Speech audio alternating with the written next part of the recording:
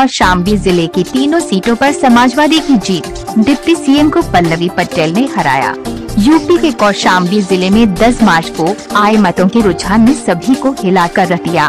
कौशाम्बी जनपद में इससे पूर्व समाजवादी पार्टी जीत का स्वाद नहीं चख सकी थी।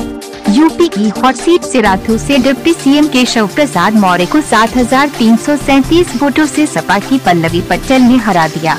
हालांकि 2017 में भाजपा की लहर में जनपद की तीनों सीटें भाजपा के पाले में गई थी और प्रदेश में योगी आदित्यनाथ मुख्यमंत्री बने थे, लेकिन इस बार के चुनाव परिणाम ने सभी को परेशान करके रख दिया।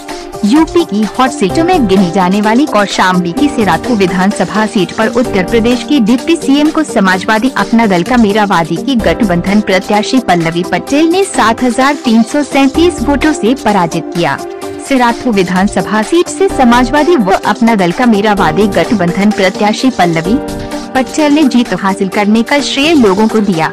कहा कि जनता ने सर पे जो ताज रखने का काम किया है, मेरी कोशिश रहेगी कि मैं जनता के बीच में जाऊं और जानूंगी कि उनकी समस्या क्या है। मंछनपुर विधानसभा की आरक्षित सीट पर पूर्व कैबिनेट इंद्रजीत सरोज ने अपने निकटतम प्रतिद्वंद्वी से 23,878 वोटों से विजयी हुए। उन्होंने मीडिया कर्मियों से बात करते हुए कहा कि भारतीय जनता पार्टी ने बड़े पैमाने पर लोगों को डरा धमका कर जीत हासिल करने का काम किया है, इसलिए समाजवादी की सरकार नहीं बन सकी। उन्होंने पत्थरबाजी मामले में डिप्टी सीएम पर गंभीर रूप लगाते हुए कहा कि उनके लोग गुंडे हैं। खबर जगत के लिए एलेन सिंह की रिपोर्ट। मेरी सबसे पहले और अहम जिम्मेदारी यह है कि मैं उन लोगों के बीच में जाऊं, अपनी जनता के बीच में जाऊं, जिन्होंने मुझे पूरी ताकत से विपरीत परिस्थितियों में भी पूरा सहयोग दिया है और मेरे सर पर ये ताज लगाया है। तो सब कितने वोटों से आपने जीता? कितने आप जीती हैं यहाँ पर? 5 लगभग 6,000 वोटों से मेरी जीत हुई है। 7,032।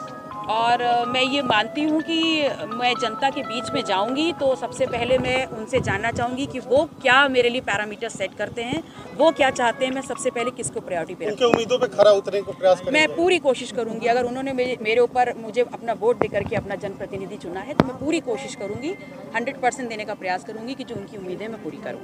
अखिलेश जी ने जो समीकरण तैयार किया क्या उसमें आप कर पाएंगे?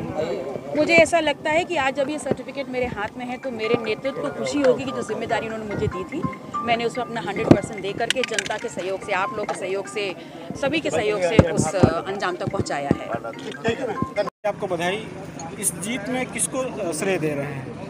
सबसे पहले तो मैं इस जीत का श्रेय अपने राष्ट्रीय अध्यक्ष माननीय अखिलेश यादव जी को जो है देना चाहूँगा और उसके बाद समाजवादी पार्टी के कार्यकर्ताओं को देना चाहूँगा जो है, और उसके बाद जो है सब समाज की जनता को इसका श्रेय देना चाहूँगा। कौशाम्बी में तीनों सीटें आपने जीती, आपके नेतृत्व में जीती नहीं।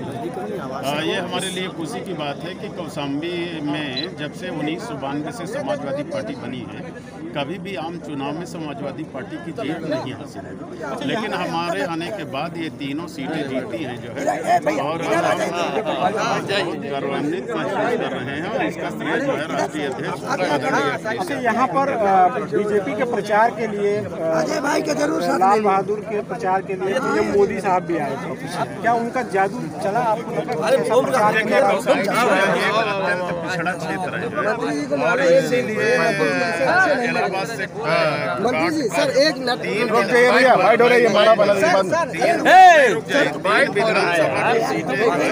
अलग करके इसको नया जिला 1997 में हमने बनवाने का काम किया था, जिससे इस जिले का विकास हो, इस जिले के लोगों का विकास हो, जो है लोग रोजी रोटी से जुड़े जाए, यहाँ भी अच्छे अस्पताल आए, यहाँ भी शिक्षा जो है लोग पाएँ जो है, ये प्रयास किया था। लेकिन दुख की बात यह है कि डिप्टी सीएम भी बने इस जिले के, उनके सारे के सारे विधायक, उनके सांसद सब बने, लेकिन इस जिले का विकास उन्होंने नहीं किया, इसीलिए जनता ने उन्हें नकार दिया है।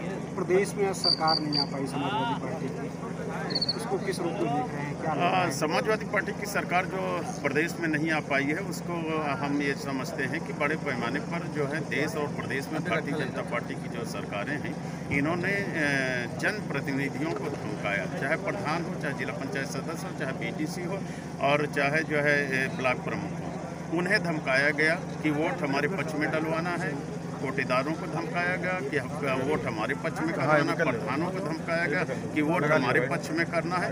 ये बड़े पैमाने पर हथकंडे भारतीय जनता पार्टी ने अपनाने का काम किया है जो है, अब वोटरों को रोकने का भी काम किया है जो है, इसलिए सत्ता में नहीं आ पाए। लेकिन समाजवादी पार्टी वोट बहुत ज्यादा हासिल करके कहा है कि आज गुंडागर्दी की हार है। ये तो उनकी हार है, उनकी सरकार की हार है। अगर उनकी सरकार में कोई गुंडागर्दी होती है जो है और उनके लोग ही करते हैं तो इसका मतलब कि डिप्टी सीएम के लोग गुंडे। एक आखिरी सवाल है, प्रदेश में सपा की सरकार नहीं है, फिर भी तीनों सीटें समाजवादी पार्टी ने जीती, तो विकास को लेकर के क्या कुछ एजेंडा रहेगा, क्या कुछ सरकार होगा?